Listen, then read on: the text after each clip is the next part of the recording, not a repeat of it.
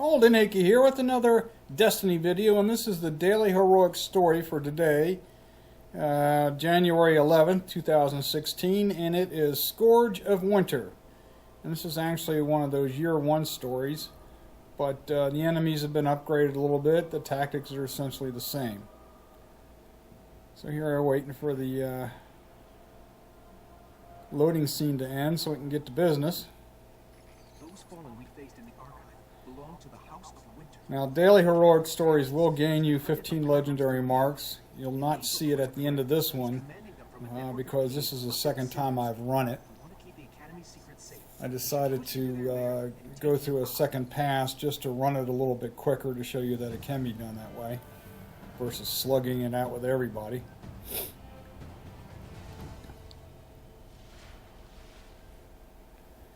Okay, here we are at the start, and before we get going here, I am running my Titan Sunbreaker with a really nice scout rifle, shotgun, and my Year 2 Truth rocket launcher.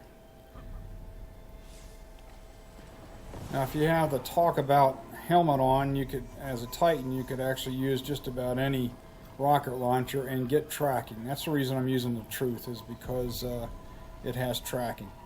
Which will be very important at the end.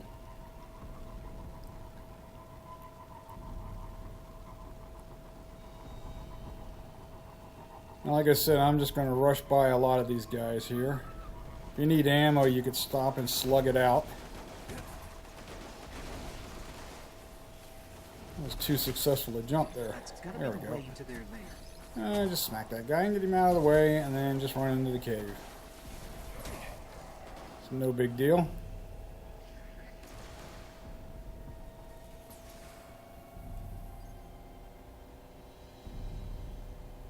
There could be thousands of fallen in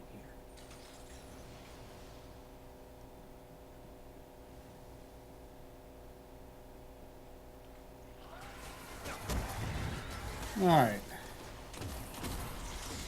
My scout rifle hung jury has Firefly enabled, so a headshot will make the bad guy explode, which is a nice thing. That's a nice touch. And we're just kind of fighting our way through the fallen here, hoping to pick up a little bit more ammo.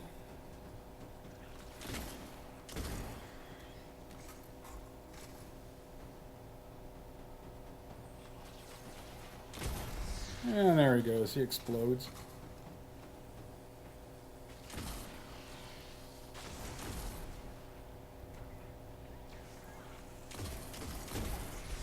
Dregs have a nasty habit of hiding, so you gotta wait until they pop their heads out, take a shot at them. Sometimes that Vandal and those Shanks will come out of the cave off to my left. I was a little surprised to see him up there on the right. Alright, there is a sniper up there. Or we got a Vandal. But there's also 3 Kel's Guards, which are yellow bar Vandals. There's one of them right there. Now, if I had a sniper rifle, I could probably take him with 2 shots, but this scout rifle's pretty heavy duty, high impact, so I just kept pumping bullets into him and knocking him back. Okay. Come the other Kel Guards. I'm going to take them out with my super here. Now, you could probably, if you didn't have the super ready, probably, or you're running Defender or something, you could probably throw a grenade into one of the Kel's Guards, and that would stagger him, and then just start pumping him with primary shots to stagger him and take him out, and then the second guy should be down a little bit shield-wise and do the same, or switch to shotgun and take him out that way.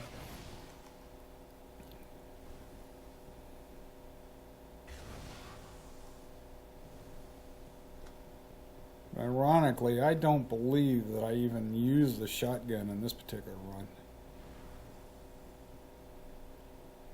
It was primary and maybe 1 or 2 uses of super and a grenade or 2, and at the end my rocket launcher.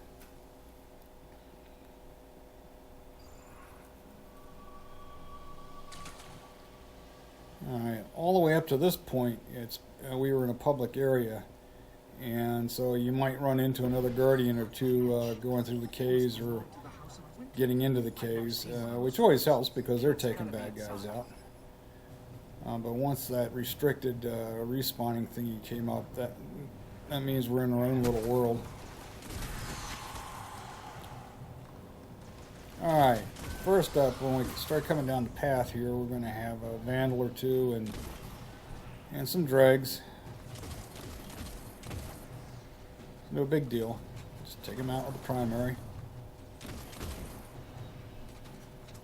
Now again, I'm using a scout rifle because it is fairly accurate at long range. And I'm doing a lot of the damage here from distance. I don't know if one would rather use a pulse rifle. Automatics is probably not that good, especially at distance. Now down below here, we're going to have some dregs, usual dregs, maybe a shank or two. But we're also going to have a couple of vandal snipers, and we want to focus on them, make sure they're out. Now obviously you'll be able to see them when they, that vandal's not a sniper, and of course a servitor. There's a sniper off in the distance.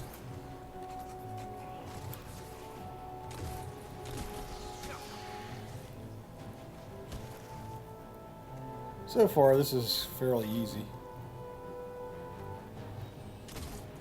Taking these guys out at distance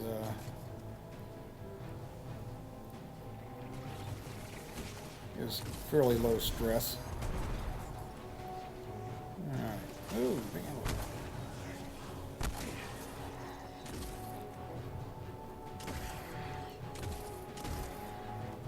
Alright, and I don't know if I took the knight. I think I might have taken the knight down already. There was a knight down here as well. But he was not a major, so his overshield was pretty weak. Just kept pumping him full of bullets, and took him out fairly easily, I guess. So easily, if I don't even remember doing it.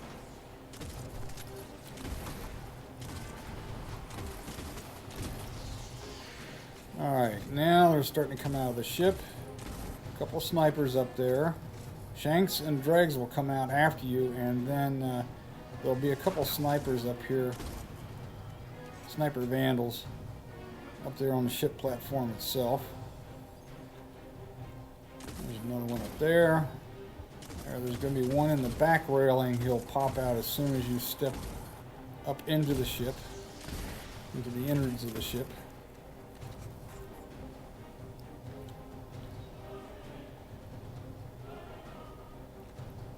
We take out these three dregs over here on the left. Alright, now we get another wave here, including a couple of sword vandals. Now there's that sniper. Alright, now we have a yellow barred captain. Go ahead and take him out with my super. And clean up anybody else remaining. I think there might be a dreg or two down there. There he is. Alright.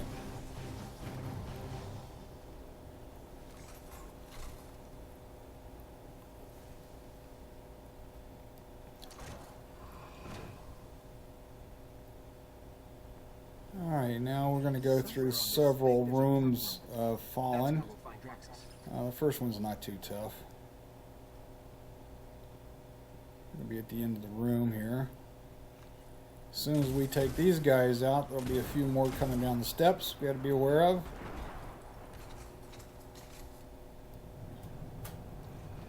Yep, here they come. Firefly is pretty nice. Oh, and out a side door as well. Firefly is pretty nice because if you head shoot somebody with Firefly turned on, he explodes, and if there's several of them bunched together, it will kill or damage those as well, which makes taking them out obviously easier if they're dead, but also if they're damaged. All right, here we've got two sword vandals charging us right away, so the grenade takes care of them. Grenade and maybe a shot or two from the primary. And that takes care of this area. This one's a little tougher here. We've got a Kel's Guard and a Servitor in this room. You see the Servitor way in the back. I'm just going to pump him. If he had a sniper, he'd go down with 1 or 2 shots in his weapon eyeball. But again, I was using the, I had my shotgun up as special for potential close combat. Sniper back there. There's the Kel's Guard.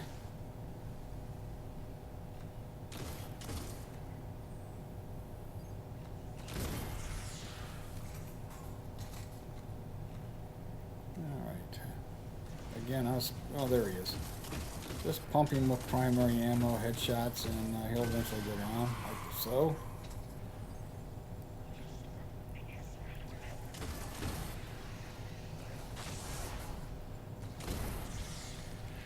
Obviously, with light level 313, my scout rifle's DPS is pretty high.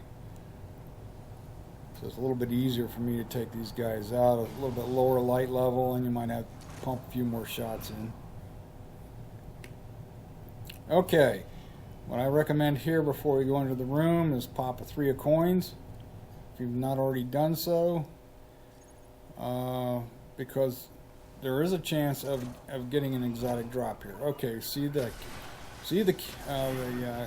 bad guy there, the major. Just notice I pumped 3 rockets into him from my truth right away, and that brought him down about halfway. I've got to step in the room a little bit to get these guys to come out after me.